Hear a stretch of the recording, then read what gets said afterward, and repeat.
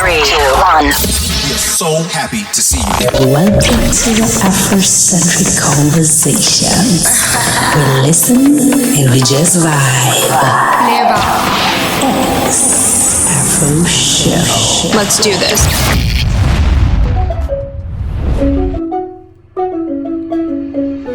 Hi everybody, welcome to this edition of the X-AfroShow, and today's Afrocentric conversation is with Jens Peter Møller. We will get to find out his experience while he was traveling in the motherland, because recently he was in Africa, and you get to find out what his experience was and what his challenges might have been are the best experiences that he had, among other things, while traveling and sharing his passion, music. Welcome to this edition. Let's get into it.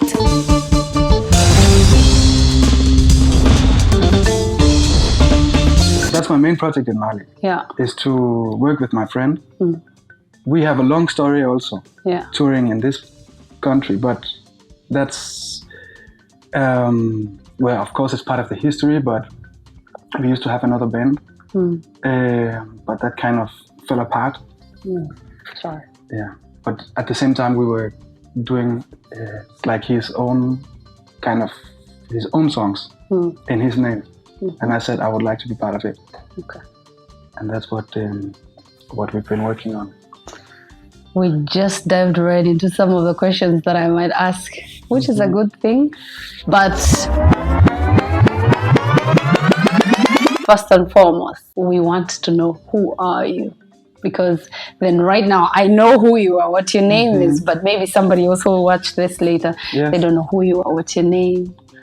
Yeah, my name is Jens Peter Møller, and I'm a musician and a composer. I've done music since I was 15, like as a main thing. I would say I studied in MGK Music School and then at Music Academy. I studied classical composition, which is less practical, is more theoretical. There's a lot of very old books. And there are music books like that? Yeah. Okay. Yeah, it's like Western classical music. Yeah. Composition is like Beethoven. Yeah. He wrote his music for other people to play it. Yeah. And that tradition is kind of still going on. Yeah. It's a very small niche of the music industry, but it exists. Yeah. And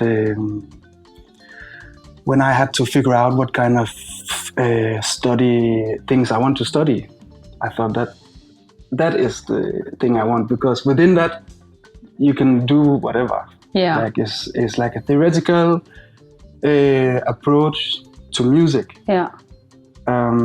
Which at that time I found really cool, because I love to play all instruments. Can you play all instruments? Not every instrument, but when you say all, what are we talking? Because me, all is microphone, not DJ plate. So what is all for you? Like a number of those instruments? Yeah, we group instruments into families. So there's the percussion instrument. That is something I like. I mean, the drums, xylophone, balafon. This is balafon. And you have the winds, that is clarinet or saxophone. Yeah. I don't play that so much. No. Also the brass, that is the trumpet, trombone. Yeah. You have the piano on the keyboard, guitars, you have strings. Yeah. I'm mostly a bass player and a guitarist, and then more and more I play drums. Also I started that like a couple of years ago, playing drum kit. And now balafon is like a West African instrument that I really love, and that I play a lot, and I hope to master gradually. It takes a long time.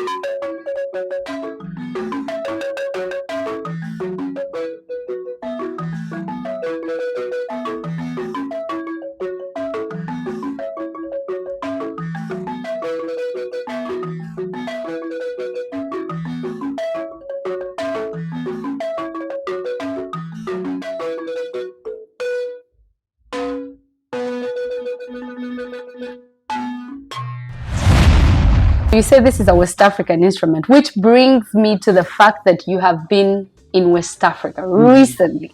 Welcome back. Thank you. How long were you there? For 3.5 months. And was that the first time you were in Africa? No. Oh! It was my 10th time. So you're an expert of Africa. I've been there a few times now, and I'm not as surprised by the things. Same country? No, Ghana. I've been in six times in Ghana and 4 times in Mali. 4 times and in Mali. Burkina Faso, 2 times. Okay. As more like holiday. Ah, so what was your impression of Mali this time?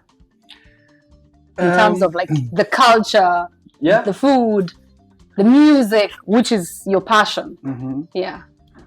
Well, I think the first thing that strikes me is of course the climate is different, like the heat. Yeah. It's like a wave. You step out of the plane and you're like, what is this? It's exactly opposite of here. No matter if it's the 10th time, it still shocked me. Yeah. Like it's so different. Yeah. But I love that also. Yeah. The difference.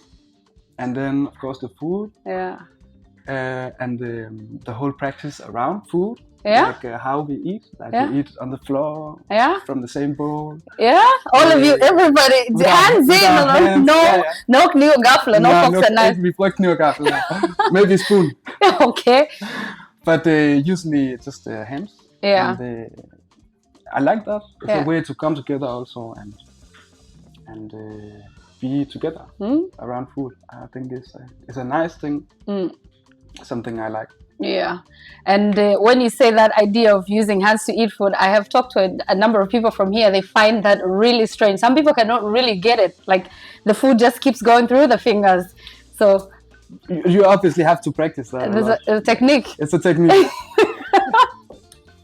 It is amazing. And besides the food and the culture and all of that, any particular thing that stands out for you up to today, an experience you had while you were there? Yeah, I think just from the top of my head, like when we take the car from the airport, like everything looks different. Like the dust. I mean, Mali is a very like dry. Climate is very dry, so there's dust everywhere. Yeah. And people everywhere, and like old cars, scooters, a lot of scooters. Which is the ordinary mode of transportation. Yes. Yeah.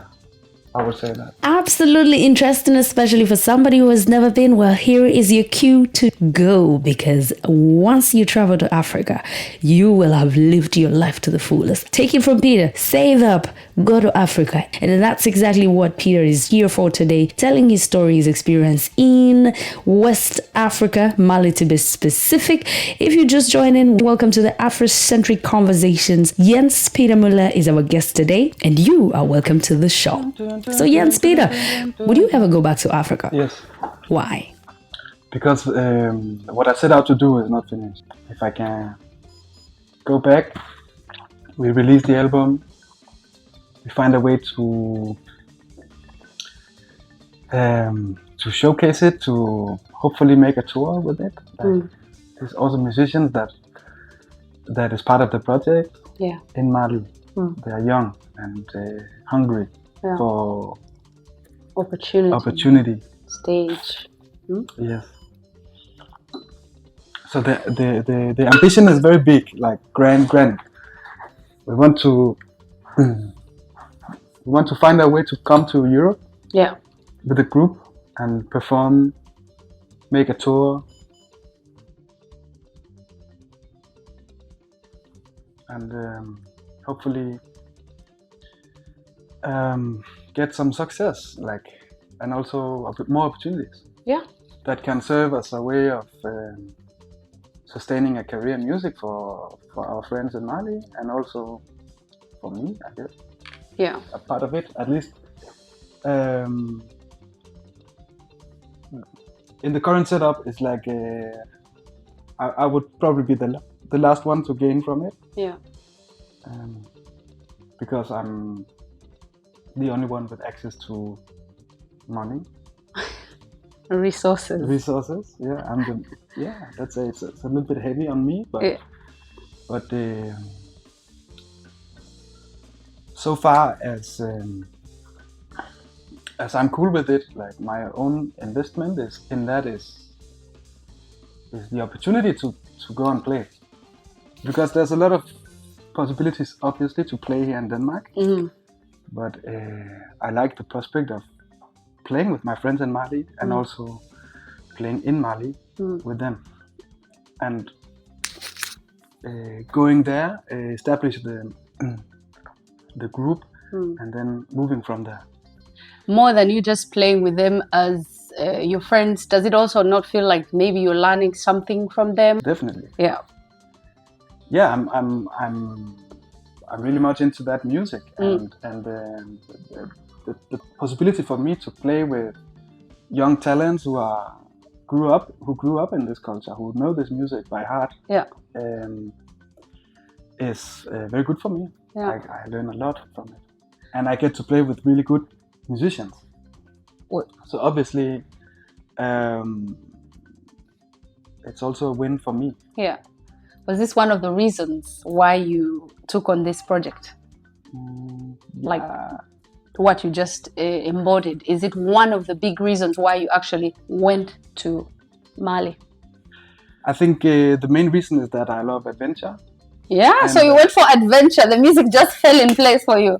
The best way to travel for me is to travel with music. Okay. As a musician, if you have like that legitimize my role there. Yeah. Because going to Africa without a project is very hard. Yeah. How hard when you say it's hard to just go to Africa? Because I mean, maybe someone living here just wants to go to Africa, and if they have no project, maybe they'll say, okay, it's going to be hard, so I don't have to go. So how hard do you mean it is when you go without a project? I would say for me, at least. Okay. If I want to go on holiday somewhere, just to relax and not be bothered by anyone, I think I would not go to Mali. But yeah, because everything is by network. You gotta know people. It's through the people that will show you the things to do. Like, there's, as far as I know, not a lot of infrastructure left for tourism. Like, yeah. And also the tourist industry is like set up to make money from tourists. And in that sense, I don't regard myself as a tourist, because whatever money I bring to make the project. Yeah. To invest into making it possible for us to be rehearsing. Yeah. Playing. Recording. Yeah. Which, did you do any of that this time? Not this time, but the previous time we did. Okay. We booked a studio in Bamako and recorded our album. Yeah. How is that in Africa as compared to, because again, I feel like you're doing something more traditional. Like it's not the usual music that I hear on radio. Even I have been a radio presenter in Africa, and the music that I hear you play, I don't think it's the type of music we play on the radio, because we're also aiming for the top 40s that are playing everywhere else. Yeah. So with that in mind, how is the type of production? How is the studio life there in that context? Well, what we aim for and what we had access to is the studio, like in Europe, like it's for a live band. So you have a room for the drummer. You have everyone wearing headphones and playing together with a click track. That's basically like here. Yeah. And in the US. England. Like it's a international standard, I would say. Yeah, you have experts like. You have experts. Yeah. No, I thought you ended up doing all the work. When we did record the album, we did it with a professional engineer. Yeah. But I also brought some of that equipment myself. From here? From here, yeah. So that I could do this with the guys that I know, like outside of the band. Because I know a lot of people there, so maybe I could. Oh, wow. Afrocentric conversations.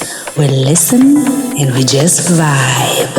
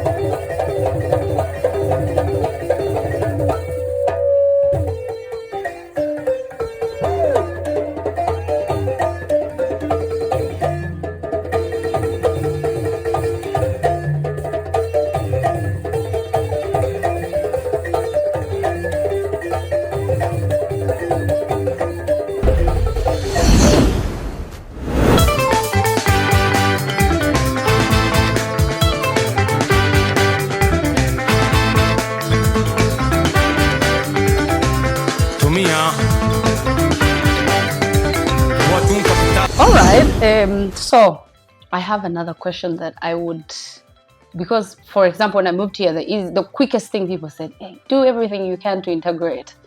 When you get to Africa, as of course someone who's coming from a different culture, a different background, do you also have to do the same to be able to achieve the goal of why you went there? Like you have to integrate as fast as possible, go out there and meet people, or people easily come to you. How do you experience it? Because I'm asking this based on how we welcome people in the African culture. We are so welcoming, we are so warm, we are so accommodating. Maybe it's something I think and it's not that. Do you feel like you have to go all out? No, I would say that you are right. Definitely what I've experienced is hospitality, openness. People are curious, like who's this guy? Yeah. Also, in there's a lot of warmth. People are very welcoming. And the first time I went to Mali, I didn't speak the language. I didn't speak French at all. Also, Bambara, which is the main language, I didn't speak a word. I didn't know any French. I was there with some other Danish people. And then we started touring in Denmark, and I spent every summer, like some months, with these people from Mali, and I picked up French. Yeah. From that. So now you can speak French. Yes. Yeah. Comment ça va? Ouais, ça va bien. I love it. Okay. Wait. And also the French language is the bridge to Bambara, because people don't speak English in Mali. It's very rare to find people who speak English. Yeah. Okay. And obviously, if I want to get more meaningful relations and friends in Mali, and also be more free to be independent, then I have to speak the language. Okay. So I'm learning small. Now, when you think back, what are those things that you find are unique to each, but yet again, they make us the same? In our differences, we are still the same. We have similarities. What are those things? So in Denmark, we have a lot of institutions. Yeah. And we pay a lot of tax. Yeah. And in what I met in both in Ghana and also in Mali, it's like some of the institutions are also there, and people also go to work. People also take care of the elderly. Yeah. All those things are the same. They have clients. Yeah, I mean, I guess society is basically the same. I don't think there's plenty. I have never been there, but they don't. Maybe Ghana. No, maybe they don't. They take care of everything in the family. Yeah, precisely. That's where I was going, because I feel we do that differently compared to the European culture. The circle continues. Circle of life is basically mother raises me. I have kids. Mother takes care of my kids. I start taking care of my mother, and then my kids will take care of me. It's a circle like that. Yeah, and they have kids. I take care of those kids like that. Yeah, but not playing. No playing. Yeah. So basically, the question is, what for you in your experience, you traveling to Mali and having all those experiences, what did you realize is different as of compared to your culture here and the lifestyle in Mali, West Africa, or Ghana? You've also been. You have gotten a picture of what the life there is. So what do you find different? Pliams and cares, home care or parents, elderly care is different. It's very different. Yeah, but it's there. I mean, people are people everywhere, and people's needs are pretty much the same. Yeah, in Denmark as well as in most Africa, like or Asia, every place on earth, like people have the same kind of needs, basic needs, like safety, love. Yeah, like they want to belong. Somewhere and fit into society. Yeah, expectations are there. Yeah, from society and also from family and from within. Yeah, and that gives us some cards we can play in our life. And I think going there continuously, when I go back, I see some of these differences, and I just like smile at it because we have. I go there as a very privileged person. I can go to Africa because I have the opportunity, and my friends in Africa, they want to come to my place, to Denmark, because here is the opportunity. So we have to find each other in that kind of have to find a middle ground. Yeah. You know, it's a good thing that you went there and experienced those things, and now you know life from that perspective, and from this perspective. Does it improve you as a person? I hope so. I hope having different views, like to be able to, like, some of my very good friends grew up in this, and they are very stubborn about these things. And I kind of understand them. And sometimes I share. We have the same opinion on some things. I think it's going to open up my perspective on life, and I hope it has made me a better person. Yeah, definitely. Also, it has broadened my view. Yeah, and also made me more biased in some aspects. I think in terms of Danish culture, there are some things that I feel kind of alienated in Denmark now, because I'm kind of in between. Yeah. So, like, when you say it has opened your view, like on any one particular thing that stands out for you? There's a long pause while I'm thinking. Sorry. It's okay. Take your time. I mean, sometimes you have to think about it, because maybe you say it and it's stepping on someone's toes, or that could be the case. But I'm just thinking, like, how has it? I mean, poverty is real. Yeah. And like, living in poverty changes also your perspective, I think.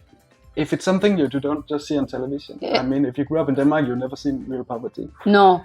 And it is an experience. Yeah. And I'm working in a way that when I do my project, I want to be close with the people I work with. So I live with the family, I live with my friend, and then I will say, like, let's improve the standards a little bit, because I'm here. Yeah. So I want us to be able to work. I want our friends to be able to join us. And if I want to make that kind of regulations, that means also I have to help them. Yeah. You have to finance it. Basically. Yeah. Because otherwise we will be having a rehearsal, and then half of the band will call us and say they can't come because Transport also. Transport. Okay. Small amounts, large amounts. It varies. Okay. And it's part of the deal. If I know other people can do differently, but that's how I like to work. I want to be free, so that means also like I can maybe as a Danish person. Yeah. I like to be specific about like common time. Like if we have an agreement to be somewhere at some point, then I don't want to stress about it. Yeah. I want to say, but we're meeting Saturday 3:00. Yeah. And if people can't come, it's their responsibility to let us know. Yeah. And because when we are doing that, then also we are responsible for other people's time. Yeah. Like, it sounds like you experience something we call African time. Like we say, we meet at 4 and we will be there at 4:30. In our own mind, it's still 4. It's still 4:00. As long as 4:59 is still 4. When we talk about time, it's integers. Yeah. With like 1, 2, 3 is 3:00 until 4:00. Yeah, yeah. And it's still 4 until it's 5. Yeah. So you discovered certain things that you need to prepare for better next time. Because, for example, if you want to improve standards, you need more finances, right? So in that way, I want to ask, are there other, outside of the finances, are there other things you, now that you experience that you know you have to improve or to do differently for the next project? You have to plan differently for the next project. Yes. Like in terms of like equipment to do things, it's very difficult to get anything in Mali. Yeah. Or you can get anything, but it might take you the whole day. Yeah. Or you have to be calling someone for a long time, and then they know someone who knows someone. Exactly, and it's difficult. Yeah. To for something I can just order online and have it in a few days. In Denmark. In Denmark. Yeah. And definitely, I'm going to bring a headphone amplifier that can amplify like the signal and split it into 5, so we can do live recording. Now you know. I know. And those like small things. I knew some of these things in advance. Like I always bring whatever I think I need, and then I improvise from there. Even in Mali, like this time, I also because I'm getting the language a little bit, I'm also more outgoing. And there was this carpenter like next to our house, and I went there one day. Can you make a chair for me? Like. Yeah. And then we discussed the price. You say that, you speak that in French, or you speak it in the native language? It's a mix. Say it, I want to hear it. Nah. With all this experience and challenges, do you feel like you really want to go back for another project, or the challenges were beyond you? You're like, okay, this is it. I'm not coming back. A part of me is like that every time, because I'm it is a strain on me. Yeah. Like, but I know that with like experience, and with also any amount of time I put into learning the language is coming back tenfold. Yeah. Like because the moment I start talking to even strangers, like the people I know, obviously we have the time and the interest to communicate because we have a common project. But those outside, they don't have time to get to know me, and I can't talk to them. No. So even if I have like 10 words, like when I conquer one more word or 2 more words, I can build a sentence now in French, and then gradually in Bambara. Now it's since 2 months I've been in Denmark, so I've almost forgot a lot of it. So which is a shame. In my, you know what I was about to, so why don't you stay in contact or connect with these people that you connect with when you're in these countries, like stay in touch. I'm all the time in touch with them. So just tell them, remind me, how do you say this in Bambara? How do you say this in, it might really also, it doesn't seem like you only in their lives when you're there for the projects, but there are people you keep in your life beyond your projects. That's what I think anyway, if that's your intention anyway. Because maybe it's just the projects and that's it. It isn't my intention to keep the relation going, but it's also like sometimes it's not free to pick up the phone. No. Connecting with someone and listening to their needs, and they will tell you your needs. So in the end, you have to. I learned that with time also to say no, like to put my boundary. Where's my, like, what kind of relation do we have? Yeah. And obviously, if I had the means, I would help you all the time. But isn't that hard, especially from someone calling from Africa? Peter, listen here. I have this and this and this and this and this and this and this, and so is sick. I need this and this type of help, and usually it's financial. Like, isn't it hard for you to say no? It is hard.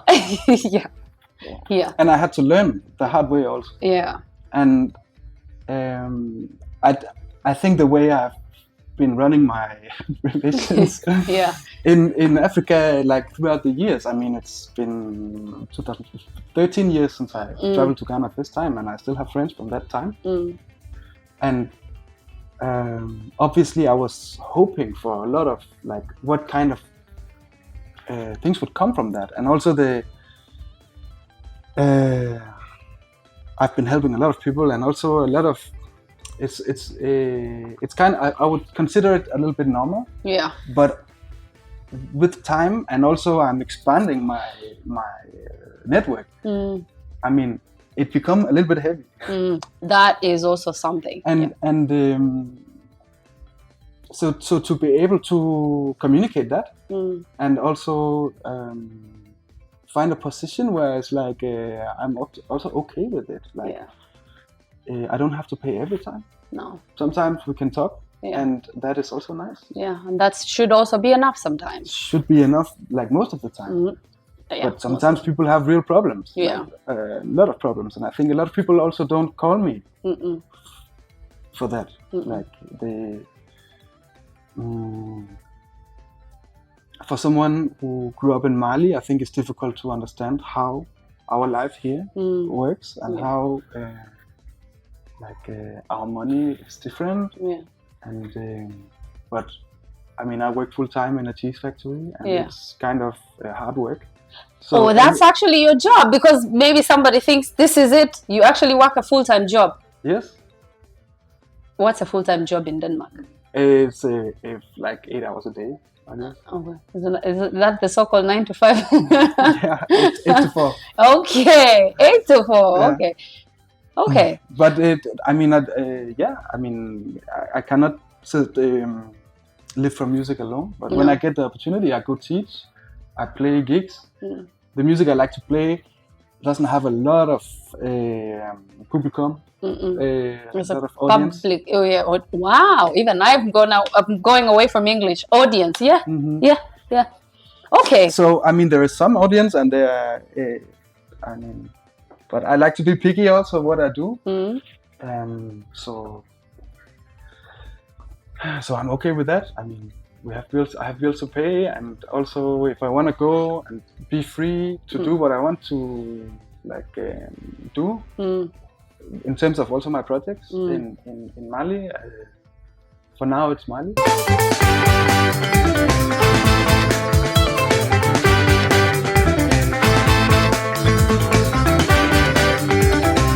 Tumia, Watum Capitali.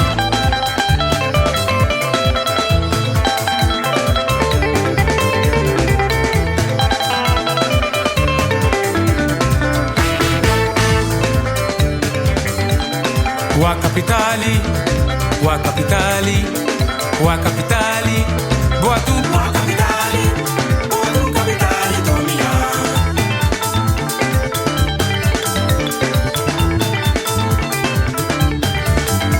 Choba, choba, choba, choba, choba, choba, choba, choba. Yelele, yelele, yelele, yelele, yelele, yelele, yelele. Choba, choba, choba, choba, choba, choba, choba, choba. Ayelele, yelele, ayelele, yelele, ayelele. There are other countries I would like to go to, You should go to East Africa. Definitely. I'm speaking for my region. No, I would love to go to Uganda. I would love to go to Zimbabwe. And you just played a Swahili festival. That's the region: Uganda, Kenya, Tanzania, Rwanda, Burundi. You should go see. You're playing, performing concerts that represent that culture. You should go and check it out, experience the food. But also, like I like to say a lot, traveling and experiencing people is the antidote to cultural ignorance. You go and find out what exists there, what happens there. Like we also come here to find out, to learn. Yeah. That is pretty something besides experiencing the weather, because that's the one thing I think every person from Denmark should go and experience. The weather here, the weather there, you should go and experience it. I love it. I miss it. Yeah. It's always cold here. Well, just before we come to the end of this amazing talk, I take from the fact that you say you actually do work, because a lot of people forget that when you have a passion, it does not really pay the bills sometimes. A lot of times, talent, entertainment don't really pay the bills. I studied for 10 years, like I have a degree, and the music, music is not a kind of a meritocracy. You don't study to earn a job. Yeah. So a job in the music industry is something that you win. Yeah. Okay. So you obviously have to know how to play your whatever talent you have in terms of getting a job in the music industry, like as a musician or as a promoter or whatever you do. Yeah. And I think my at the moment I'm very satisfied being my own boss. Yeah. When it comes to music, I do what I want to do. So no pressure. No pressure, and also I do think of different bands and projects and composition here in Denmark, and sometimes I get some money from it, but I don't feel the need to put everything on that. Yeah. And I think just right now I'm in a situation I have to just make money and travel. Yeah. So and that's a beautiful thing. I'm just waiting to go back to Mali. And continue the project. And this time I want to go to the villages and play balafon. Now I'm kind of learning to the point that I can step in and be part of the action. Not just meeting a teacher and learning from a teacher and then be separate from the action. Now I want to pick my instrument and go and play with the people in this context. That I've been playing a bass guitar a lot of times in weddings, these things, because I can learn the song while listening. While it's happening. I've seen you in action, my friend. I'm afraid of you. It's a completely different deal with this instrument. Yeah. And then, but I'm getting there. Yeah. Yeah. Because what we do is like a modern take on traditional music. So traditional music is with balafon and drum kit and like traditional drum. We play electric guitars, electric bass, keyboards, saxophone. So it's a contemporary sound, like a Western sound, but all the music is traditional in a new format. So this group is also kind of a cultural, like we want to be ambassadors for this music. Like it's not widely popular. A lot of people don't even know the sound of Bobo music.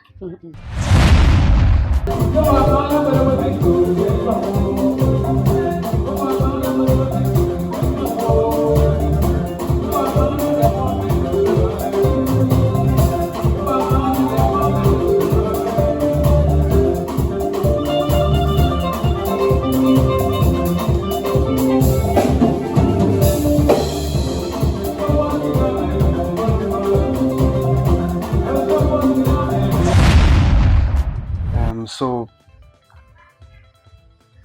I mean, I know why I'm in it. We used to have a band before. Now I've known this guy for 7 or 8 years, and this is our third album we are working on together. And now we are working on the fourth. Like we didn't get to record while I was there last time, so I'm coming back to record also. Oh, so the project is not necessarily done. Okay. So what will feature on this edition of the show is not music from this project's previous music, or do you have like snippets from this project so we can just be excited about it? I do, and I will play it for you. Okay. Is there anything Danish that you taught people in Mali? If you think back, anything from your own personal life, upbringing that is very Danish. I mean, I don't want to say fragadella. I don't know. No. Did you make any fragadellas? No, I do drink a lot of coffee and expose people to that habit. Yeah? I think we drink coffee all the way to the night. Oh, that's a lot of coffee. That's too much coffee. That's too much coffee. But I think there's no such thing in the Danish culture as too much coffee. No. You just drink coffee until... Yes. Until we sleep? Yeah. So, I think I can't find any specific thing that is very Danish that I brought there, but I think but I do think about my presence, like to carry myself as representing also my culture. Yeah. In the sense that possibly these people that I vibe with, these people that meet me, we can be friends, but most of them are just like, let's say, acquaintances. Yeah. They will meet me when I'm in Mali.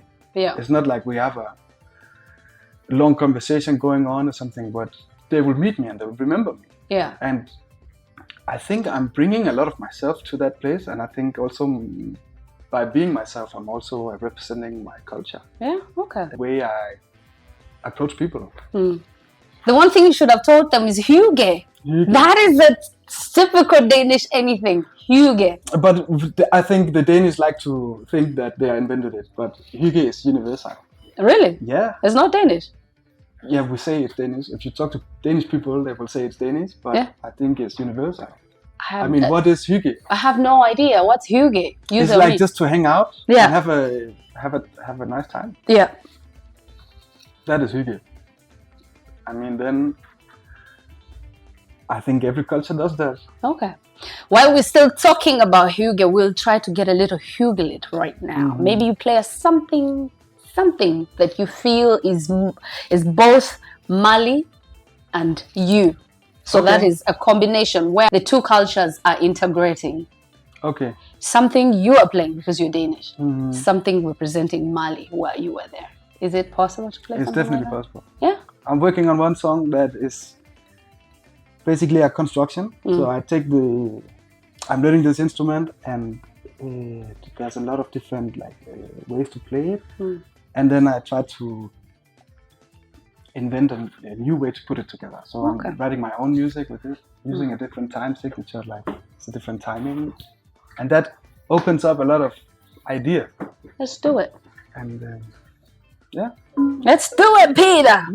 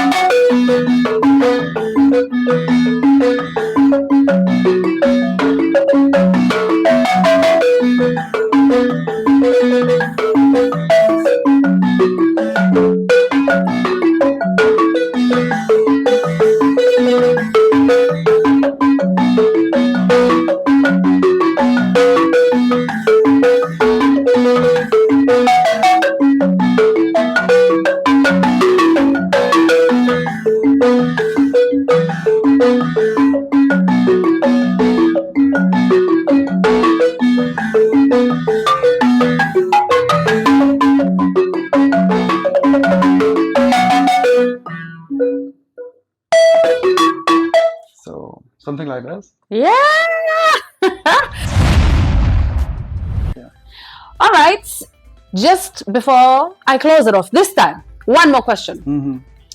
What is that one thing about you, Peter? Mm-hmm. One thing about you that you know yourself for, or that you know about yourself that you want people to know about you. For example, I laugh so much. I laugh so much, and I know that myself. I do laugh so much. One thing that people can easily remember you for. You might not know it, but someone has told you before that, oh my God, Peter, you are just so quiet, which I think you are. Quiet. So quiet. Quiet. Yeah. You are such calm. Very calm man. Yeah. That's what I think. But maybe that's not what you think you are. No, I would say that maybe I am quite calm. Yeah. Well, on the outside maybe. But yeah. I have a lot of energy. When the doors are closed, you're just all over the place. Yeah. Are you sure about that? No. I don't know what people know me for, but You can't think of something right now? No, I can't think of I think we should go with the one thing that you're calm when you're outdoors, but you're crazy when you're behind closed doors. No, just inside, like in the interior, it's like three monkeys in the tree. It's a whole party up in here, but out here, the party is so. But there's people like that too. Yeah, thank you so much for taking your time, Peter. The one thing I also want to hear from you right now is you signing out with this amazing instrument. What did you call it again? A balafon. Is that the English name or the Malian name? It's a Malian name. Balafon. Yeah. Wow. Beautiful.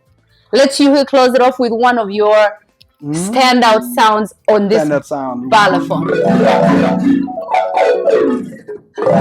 Bam.